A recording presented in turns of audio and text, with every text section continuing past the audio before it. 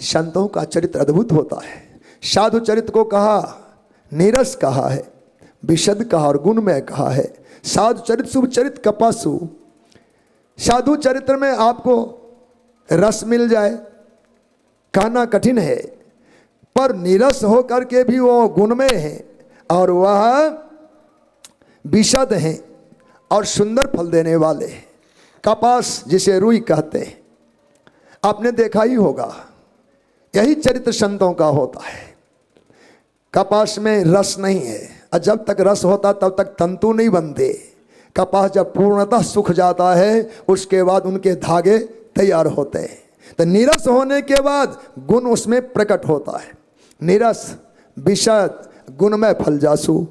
वह कपास जैसे नीरस होने पर विशद गुण को प्रकट करता है। और आप जानते हैं कपास हम लोगों के अंग को आच्छादन देने के लिए कितनी अवस्थाओं को पार करते हैं, कैसे कैसे उनकी दशा होती है। कपास खेत से लाया गया, सुखाया गया, धुना गया, तीरा गया, तारा गया और उसके बाद तंतु बनाया गया। उसके बाद बुनकरों के कांटे चुभे और उन कांटों को चुभ चुभ कर भोग भोग करके वो एक वस्त्र के रूप में परिणत हुए।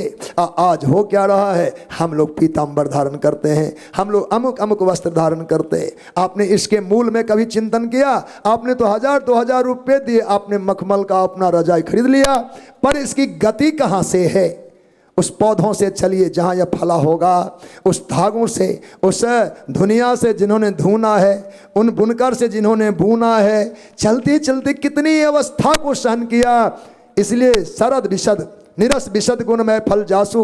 साधु चरित्र का वर्णन करना बहुत कठिन होगा। जो धुन कर बीन कर और विद्ध होकर के वस्त्र बनते हैं, हम सबको ढक रखे हैं, ऐसे साधु दुख हजारों सहते हुए समाज कल्याण के लिए चादर बने होते हैं। बोलो भक्त वत्सल भगवान की। ऐसे महिमा में भगवान का पावन चरित्र है।